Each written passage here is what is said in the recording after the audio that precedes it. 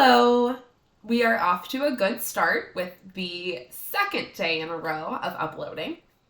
Um, the first video I'm really going to make is going to be on a podcast that I actually listened to recently.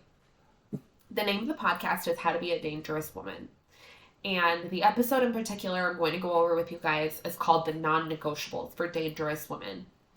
However, with that being said, these tools or tips are not just for women. I love that she is a female-focused podcast because I think there need to be more of those. However, I think that these are important tips for every single individual out there. With that being said, and I apologize in advance, I have some allergies going on, so you guys are going to hear some sniffles. But with that being said, we're going to hop right into the episode, and I'm going to go over kind of the 6 key things that she talks about and why I think they are so important and how they can help you be successful. If you are looking to level up in every area of your life this year, this episode is for you. This week, we're going to go over the 7 non-negotiable things that you need to make a part of your life in order to be the most dangerous, amazing version of yourself in 2024.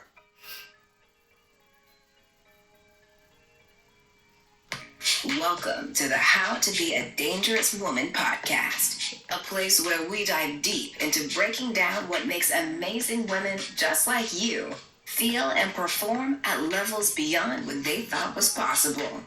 A place where women learn what it truly feels like to have it all, without guilt, imposter syndrome, and overwhelm getting in their way. Join your host, Dr. Crystal Connor, as together we explore the health, mindset, and strategies that distinguish the world's top. All right, so we are going to get right into 7 non-negotiables that I want you to, and usually it has something to do with like a skincare routine or what you look like on the outside, and that's all well and good, but we're a little bit further along than that in our community.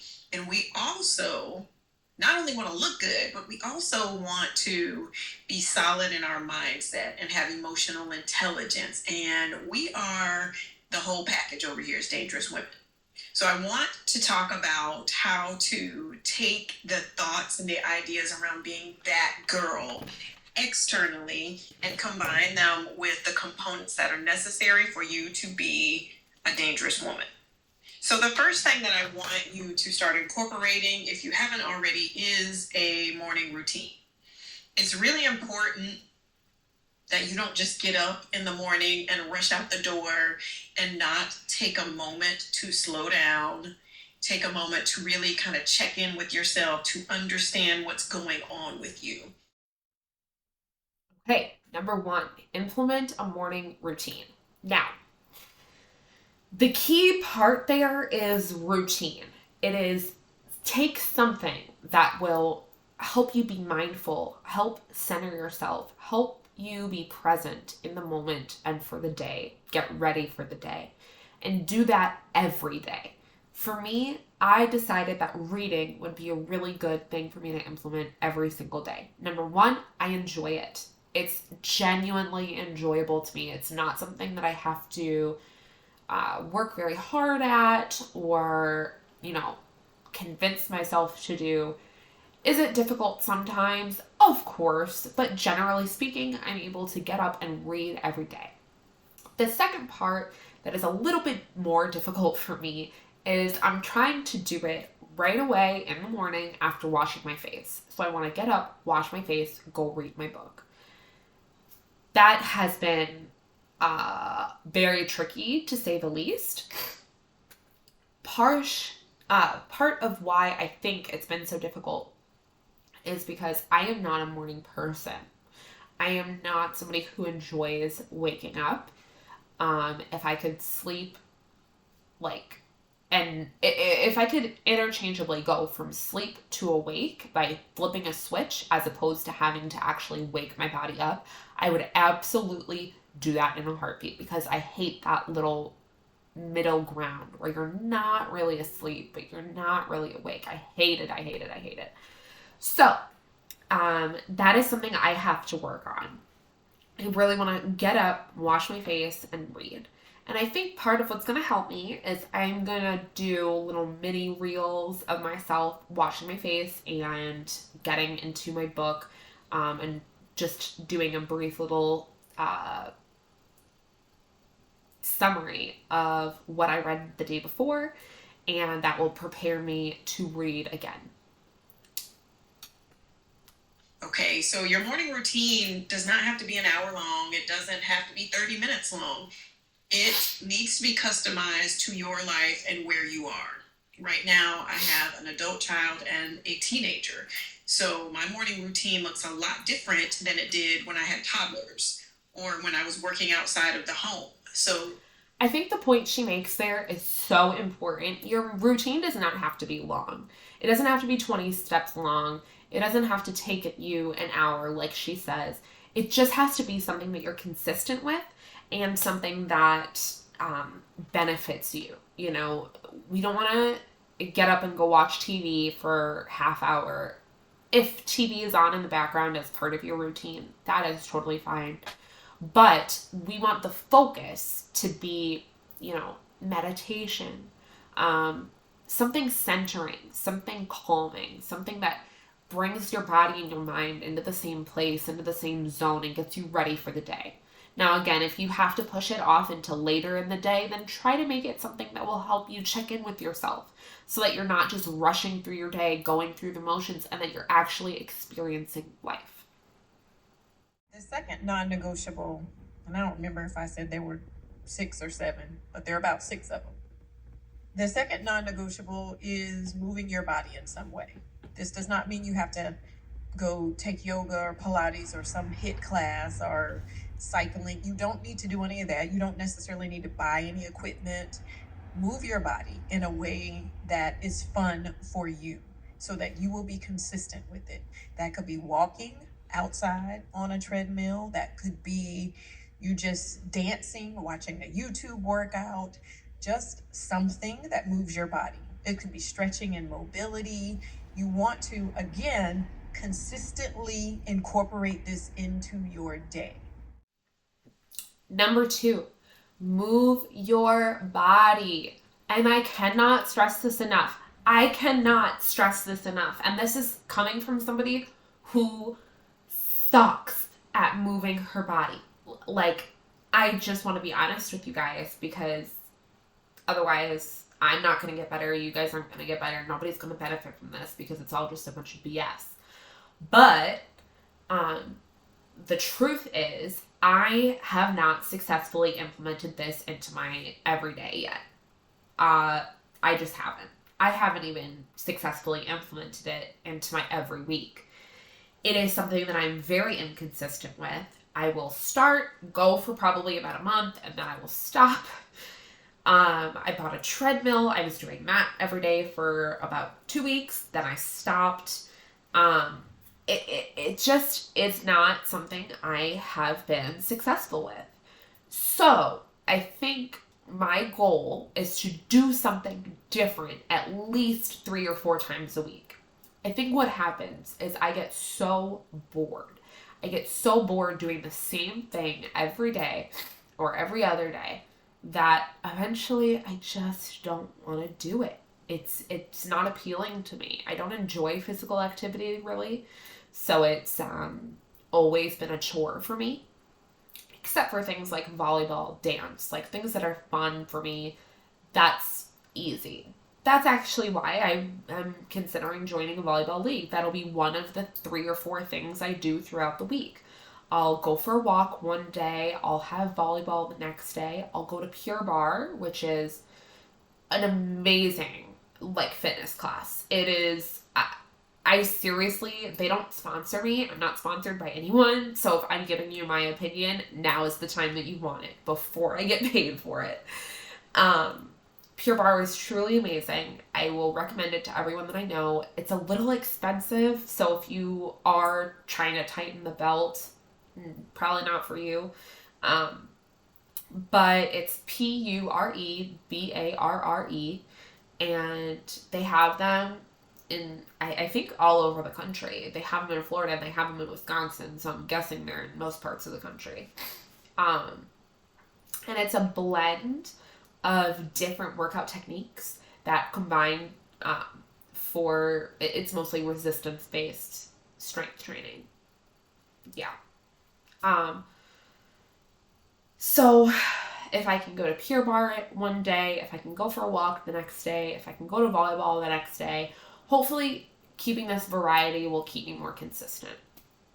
I do think it's important to do something with your body every single day. It doesn't have to be for an hour. It doesn't have to be vigorous, but I do think it's important that you move your body at least a moderate amount every single day, because that is truly how you stay healthy, how you have a longer life, how you have a higher quality of life the longer you live. I want to be able to go for a run at 50 if I really wanted to. So this is an important one for me, and one that I think you all should implement as well. Could be you just dancing, watching a YouTube workout, just something that moves your body. It could be stretching and mobility. You want to, again, consistently incorporate this into your day. That's number 2, non-negotiable. Don't overcomplicate it. And a lot of times I think we get caught up in, well, what's the right thing to do? What's the right workout? What's the right morning routine? What's the right way to do this? I want you to determine that for yourself. You get to decide what the right is out there is. Now listen, I didn't say you have to write a dissertation, take 20 minutes to journal and write out. Now, if you have that and you want to do that, that's amazing. And in fact, you don't even need to do this every day, but I want you to start making journaling and writing out your thoughts a part of your life. I'm a life coach. I don't journal every day, but there's not a week that doesn't go by, especially if I'm feeling off, that I don't pick up a journal and start writing out what my thoughts are. This is going to clue you in to what's going on with you. And so make it a habit to journal, to have quiet time where you really slow your brain down. I think what she says here is so important, and more important than I think we give credit to. I think we all know that journaling is like, yeah, that can be good for you. That can be good for your emotions and your mental health. But I don't think any of us realize how good it could be. I am resolving to journal once a week on Sundays. I want to reflect on what's gone wrong and what's gone right in the week. I want to reflect on how I'm feeling. And I just want to write out my thoughts, get it all out on paper. And if I can do that for a little bit on every Sunday, I think I will be more in touch and in tune with how I'm feeling, what I'm doing. And it will make me a more intentional person, so that I'm not falling through life or, ending up in certain circumstances, but instead I am, wow, my allergies are really getting me, and I'm sorry. But instead, I am thoughtfully making choices and thoughtfully leading my life in the way that I want it to go. Dangerous women understand their emotions and don't run from them. And if you don't know what's going on with you, you cannot address it. So that is non-negotiable number 3, I think. Number 4, we gotta stop eating like 20-year-old frat boys. And that means 4, stop eating like 20-year-old frat boys. And I'm going to use her words verbatim because I think it is so lovely that she acknowledges, number 1, that there are people who can eat like that. We all know them, those 20-year-old frat boy type people. Number 2, that doesn't mean it's good to eat that way. Just even if you're not gaining weight, even if you are skinny and you can't gain weight, even if you're in a situation where you're looking to put on pounds, you should be eating healthily in order to do so. You should not go eat a Big Mac and then order a pizza and then, go to Wendy's for dinner. Like, you should be nourishing your body and feeding your body in a way that honors your body. This is something I am still working on. I'm on a meal plan. Again, I'm not sponsored by them, although I wouldn't say no. They are called Factor, and I think in some places it's Factor 75, although I'm not sure why. And it's microwavable meals that you keep in your fridge. You can order. I personally usually only eat once a day, so I only order 7 meals, but you can customize it. You can order as many as you want. I would say price-wise, it's probably, nowadays especially, probably pretty comparative to going to the grocery store if you're somebody who spends a lot on groceries. Now, if you're somebody who doesn't eat a lot, doesn't snack a lot, and you don't really do much for, in terms of, if you're somebody who doesn't really eat much in general, you don't spend a lot on groceries, doing a meal plan is probably not going to make sense for you. But if you're somebody like me who struggles with eating out, who struggles with not eating the right things and really just feeding myself with what I'm craving in the moment, then I definitely would recommend Factor. And the reason is because they're really good meals. Like, they're yummy. I'm not going to lie to you and say that it's just as addictive as McDonald's, because that's just a lie. But that stuff is addictive because of the stuff they put in it. It's such a vicious cycle. Anyway, Factor, everything is built by a nutritionist and cooked that week. You pick your meals like 10 days in advance or a week in advance, and they ship them to you on whatever day of the week works best for you. I've never had an issue where, like, I've come back a few hours after it was delivered and my meals were all warm, so they do a really good job packaging.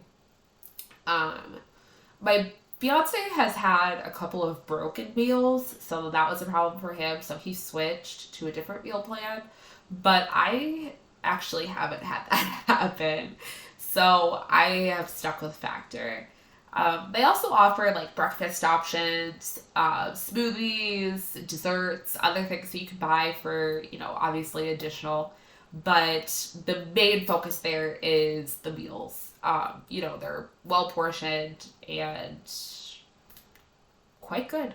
So I would really recommend them, or making your own meal plan. If you choose to grocery shop, I would think more thoughtfully about what choices you're making at the store, and put some research into what kind of recipes you can make that will feed you for multiple days, will be sustaining so you're not craving something later on, and just really start nourishing our bodies. We want to eat in a way that nourishes our body, that helps us with our goals to be healthy and strong. Now, notice I didn't say 120 pounds and thin and none of that, right? Again, this is something I want you to determine for yourself. I don't want you to necessarily look to society to tell you what is good and what is bad when it comes to food, because I think that is a slippery slope. This goes right along with Move Your Body for me. It is just as important to the longevity of your life. It is just as important to your success. I want you to eat foods that make you feel good about yourself. That is, I think, the best advice. Eat foods that make you feel good about yourself. Because I don't know about you, but I never feel good about myself when I go eat McDonald's or Taco Bell. I always feel like crap because I know I could have made a better decision, and I caved. I caved into my cravings, and I caved into what I know is worse for me, but I just really wanted them nuggets. that make you feel healthy, that make you feel strong, that facilitate you building a strong body so that you have a quality of life that allows you to do all of the things that you were put here on this earth to do. Number 5, I want you guys to have a schedule. Now, I have a client who moved from the United States out of the country, and she was feeling very off, and she had kind of taken on this identity of being scattered. And, you know, her friends would say it jokingly, and she just kind of started believing, yeah, I'm kind of scattered. And it started to affect her in her business and in her life, and she felt overwhelmed. We made one simple change, and she messaged me a week later and said, I feel like a different person. That one simple change was a schedule. This is what you do 90% of the time on rotation. It's this schedule. You get up, you take your kids to school, you do these things for work, you stop work at this time.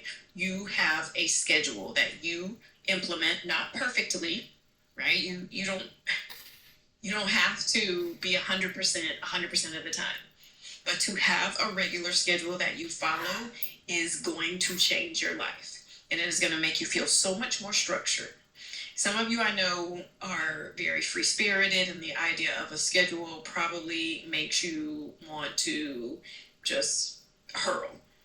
And it's okay. I want you to make a schedule and try this.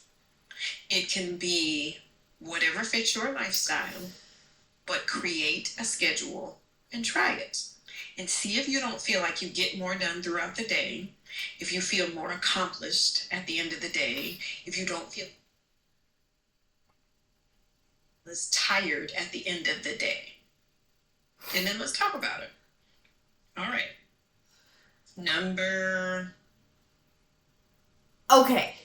Number 6, develop a schedule. I'm going to look at my notes that was number 5. How embarrassing. Number 5, develop a schedule. So this one goes along with develop a morning routine for me. And the reason is because I think I can develop a routine easier if I have a schedule that I'm following. Now, that means I need to sit down and write out a schedule. So you know what? I'm going to do that right now. Let's make a schedule together, you and me. Let's go.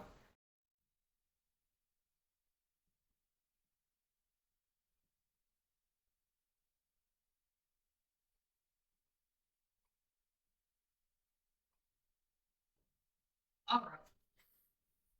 First thing I'm going to do when I wake up is wash my face and read. So, that means I need to decide what time I'm waking up. All right, guys. This is a tough one for me. Remember, I talked about this. I'm not someone who likes to wake up. That in-between time for me sucks. So, I gotta pick a time that's early enough that it's, I'm like a reasonable human being, but not so early that I hate my life. Let's go.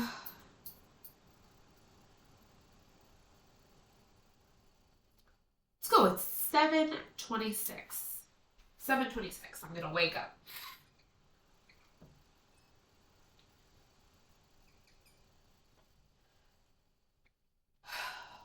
Wake up. And I'm gonna give myself 4 minutes till 7:30 to wash my face and read. And I'm going to do that until 8 o'clock.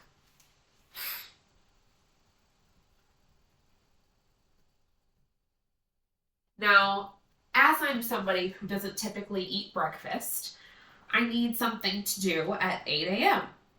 Most people go to work.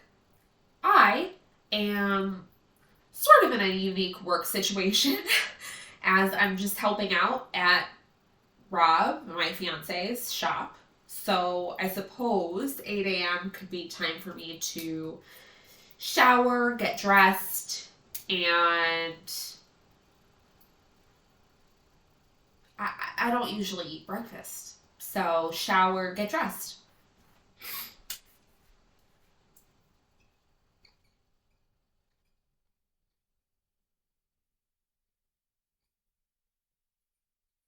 All right.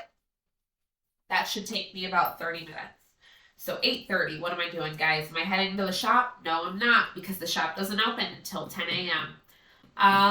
Let's see. So between 8:30 and 10, that's when I should work on moving my body. So it's 8:30. I'm gonna move my body.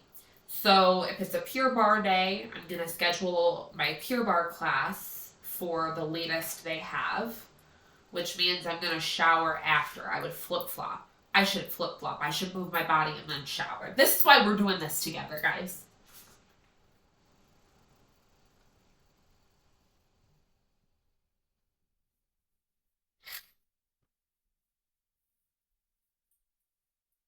Move my body. Embarrassing.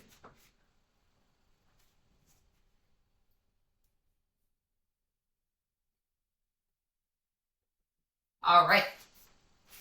Gotta make time for you guys. So I'll come home, shower, get dressed, and then YouTube.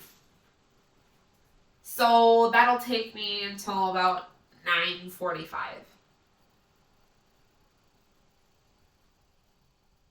45.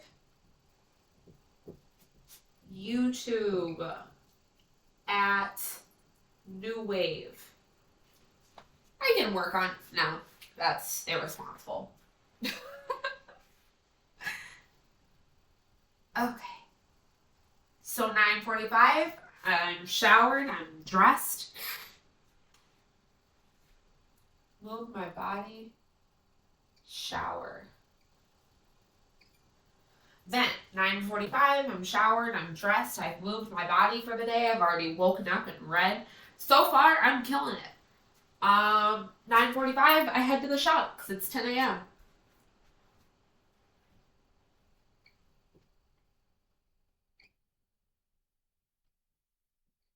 Now, this schedule is subject to change because my job at New Wave, it's not very consistent. I might not need to be there every day.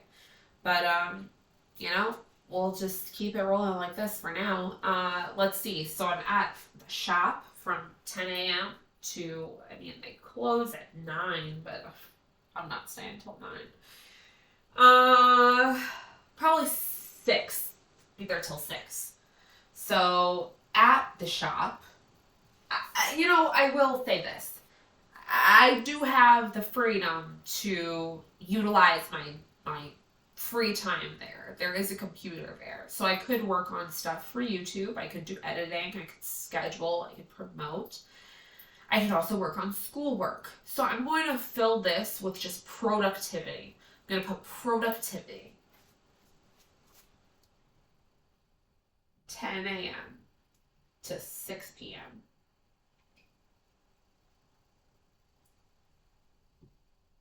Productivity. All right. So I'm productive throughout the day. I get to 6 o'clock. I don't want to turn my brain off. I just want to switch gears. So I think what I'll do is I'll start practicing number 7 or 6, which we'll get to, my new hobby. My new hobby is tattooing. So from 6 to 7 or 8, I'll work on tattooing.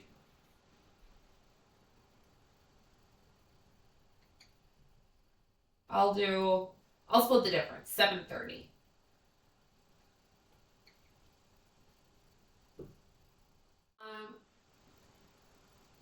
Okay. Some of you might be wondering what that entails. That means I take my tattoo machine, I get my fake skin, I get some stencils of straight lines, curvy lines, because I'm just starting out, and I practice straight and curvy lines on my fake skin with my tattoo machine. So I'll be doing that from 6 to 7:30.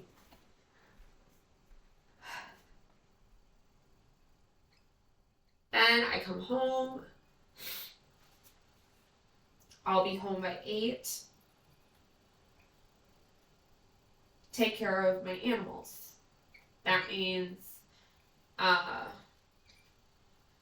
letting out and feeding the dogs, who have already eaten once, so don't worry, they didn't starve.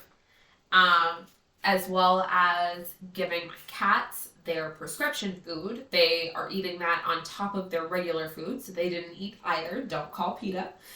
They did eat also. Don't call PETA. Really, do not call PETA.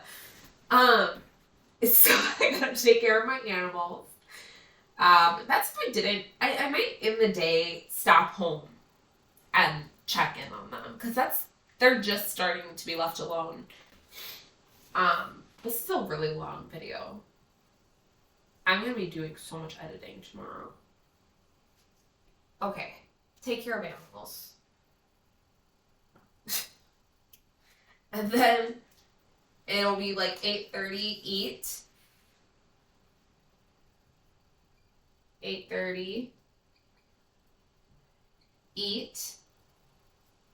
And then 9 to 10 is my free time. That means I can play Switch, I can watch TV, I can do whatever my heart desires. And in that time, I will also be winding down my mind, winding down my body, so that I'm ready to go to bed around 10. Oh, I lost count now. I think we're on number 6. We only got one more after this. So number 6 is to get a hobby. And I'm not talking about scrolling on social media, and I'm not talking about watching Netflix and binge watching your favorite show. Those things are wonderful and great, but I also want you to get a hobby that challenges you, that forces you into discomfort, that puts you at a beginner level, that requires you to think in a new way. I am a very structured person for the most part. I took a pottery class, and it threw me completely off because it required a different part of my brain to think in a different way. And it was creative and it was free. And my teacher was like, well, what do you think? And I was like, no, where is the model? So I can just copy the exact way that's going to make it look perfect. Okay, now this is another reason why Dr. Crystal Connor can take all my money. And I say that figuratively because I haven't given her any money. This podcast is available for free on Spotify.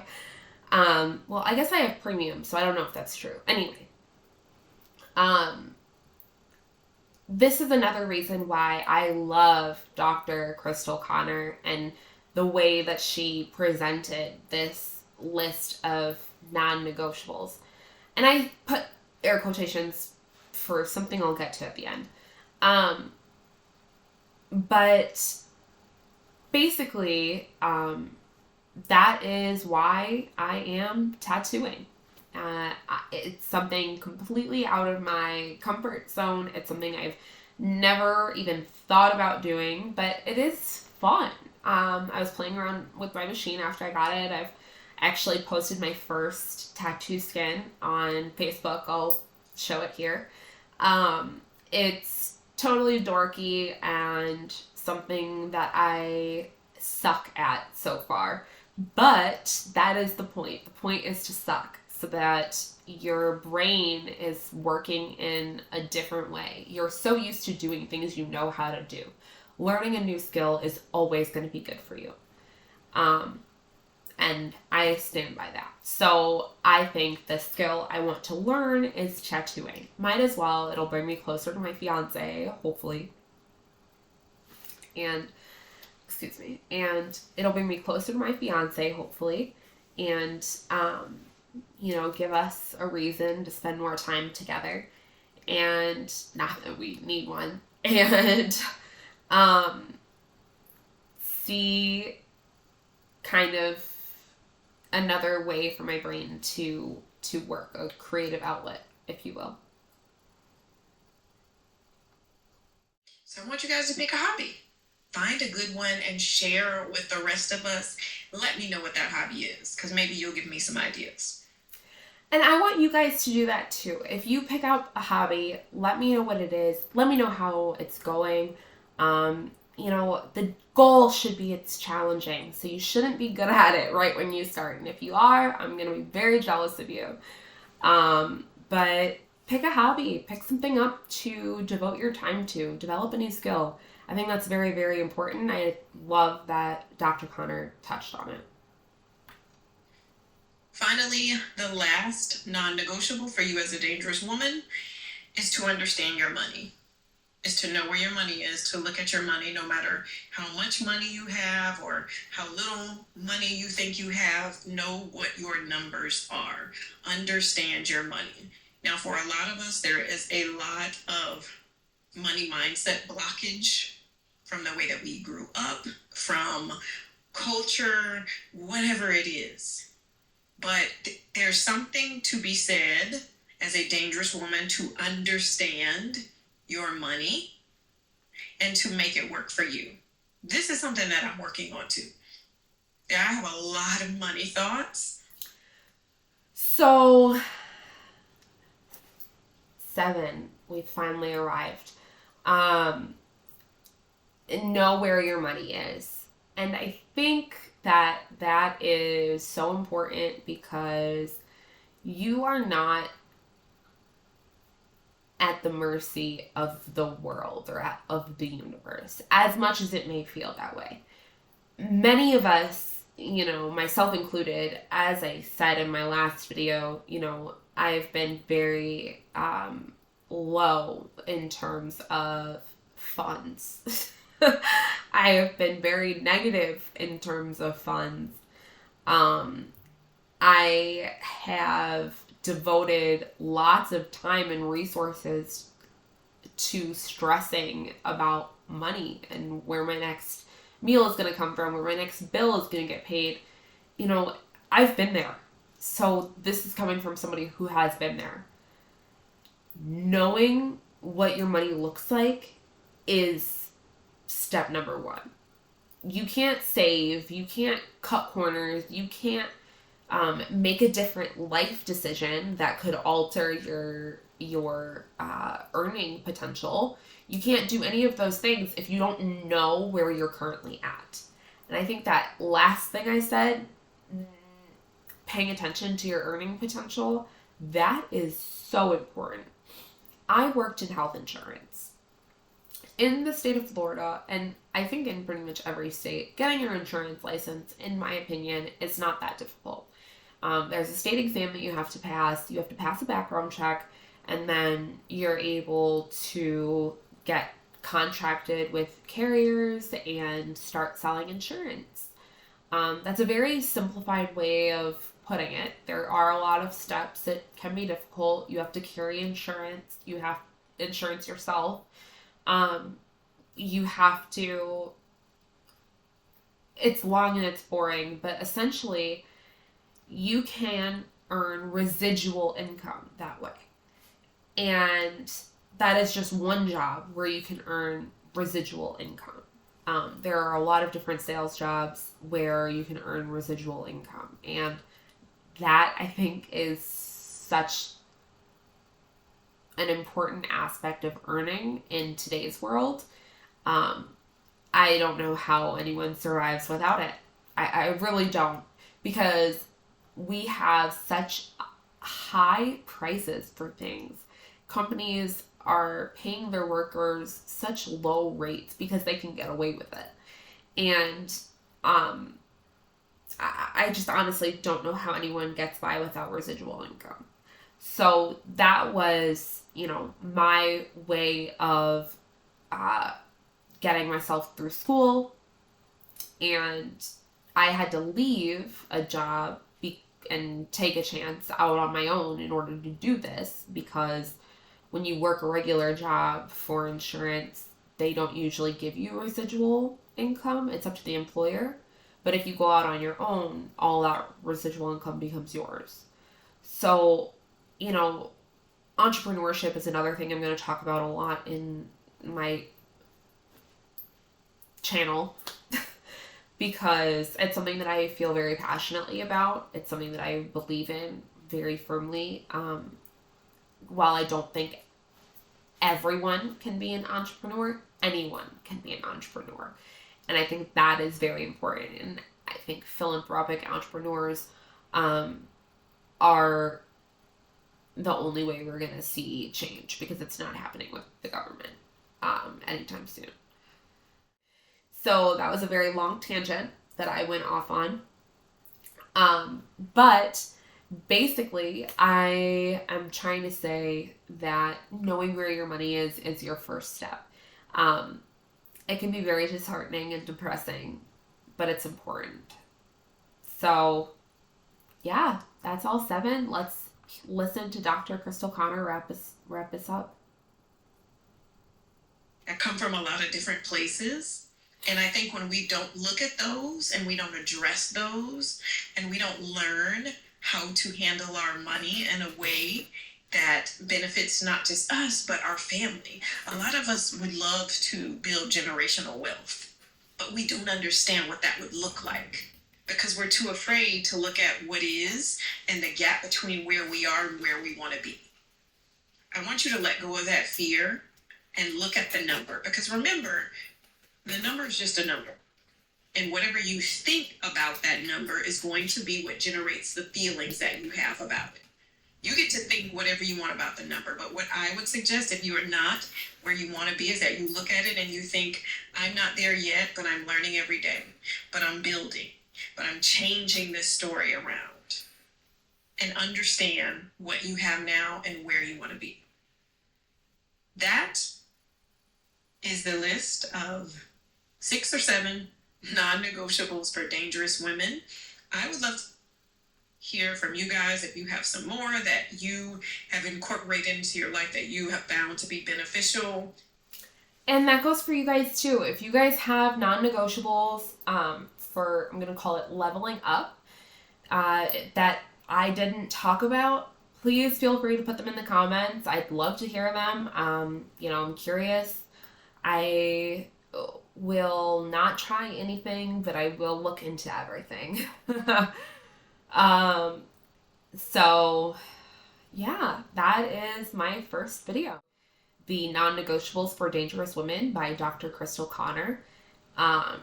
It's on Spotify, and if you listen to it on your own, I think you might get some more out of it, because I didn't play everything here to make the video a little shorter. So, with that being said, thanks so much for powering through and making it all the way to the end. Give me a like, subscribe, comment, and damn it, I was so close. Ugh.